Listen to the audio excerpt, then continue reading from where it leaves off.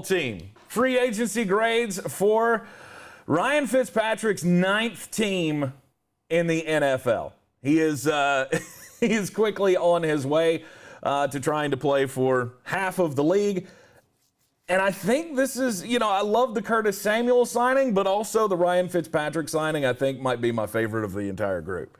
Just because he gets another chance to be a starter in this league. I think this is probably his last stop as a starter.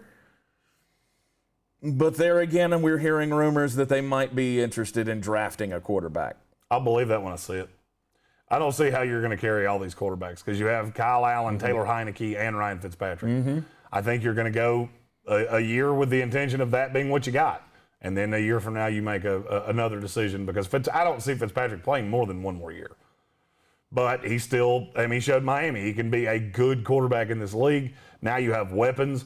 There's not many teams in the NFL that have weapons that are as explosive as Curtis Samuel, Terry McLaurin, and Antonio Gibson. That's pretty damn good. Why did you ding them on your grade? I thought for sure this would be an A from you. Because I'm still not convinced that Ryan Fitzpatrick is markedly better than Alex Smith or markedly better than Taylor Heineke. He's not really. That's the thing, is that you said it's one of your favorite signings. Is it, though? It's still a guy that turns the ball over a lot.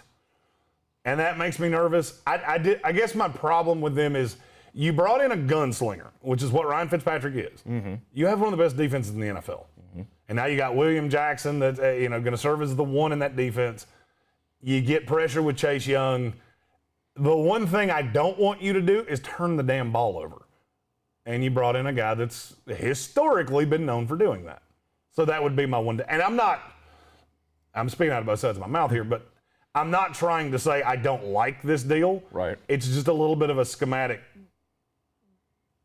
confusion to me. I liked Alex Smith, who never turns the ball over ever.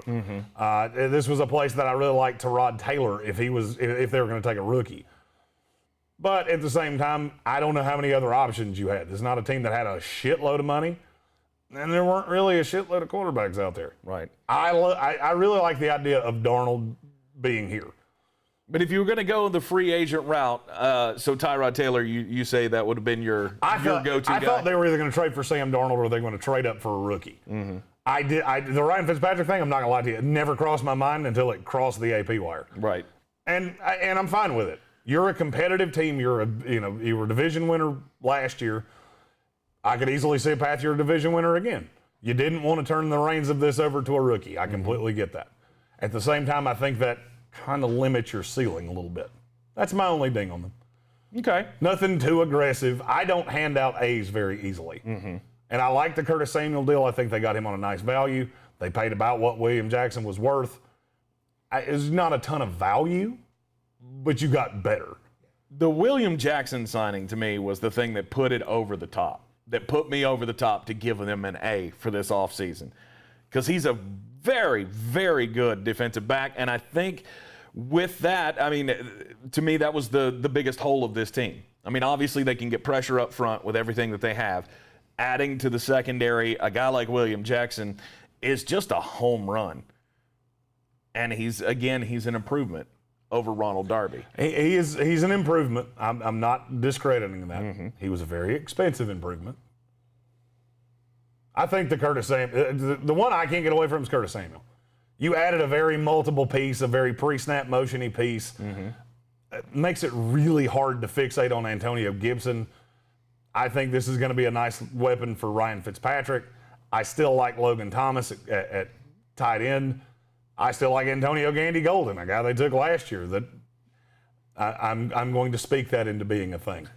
Him and Donovan Peoples-Jones, that's two late-round guys from last year. I'm going to speak those into being things. I think Donovan Peoples-Jones is probably closer. Oh, 100% he's closer. To being a thing. He also has a shitload more in front of him in Cleveland than Antonio Gandy Golden has here. Another thing that I really liked about Washington's offseason was the fact that they added Adam Humphries. I like that one, too. Adam Humphries, he's the slot guy that Ryan Fitzpatrick said he loved playing with the most out of his entire career. He's been to 9 different teams now. And Adam Humphries, he and Ryan Fitzpatrick had a hell of a chemistry with the Tampa Bay Buccaneers a few years ago. I really like that sign. I think he's going to be an unsung piece of this Washington football team offense. We knew the defense was great. Now the offense is really scary. Between all the pieces that you have, you've got the comfortability of the Adam Humphries signing. Obviously, Curtis Samuel going to join his former coach in Carolina.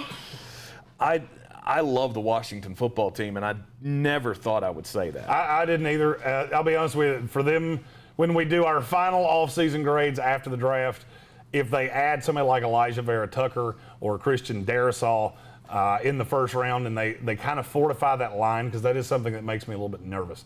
I don't love them at the tackle spot right now. If they can do that, then this becomes an A, and they've had one of the best off seasons of any team in the NFL. Mm-hmm. I think it could be a dogfight between them and the Dallas Cowboys in the NFC East this year. It's a race that I see being within a game, and I expect both of those teams to be well over 500, which is a far cry from what they were this past season, obviously. I'm Tank Spencer. He's Jeremy Greene. We're in the Wicked Weed studio, wickedweedbrewing.com. Drink different. We'll see you next time.